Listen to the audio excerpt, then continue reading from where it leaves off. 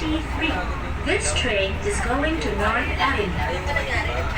For your safety, please hold on to the handrails and avoid leaning on the doors. Be mindful of your belongings at all times.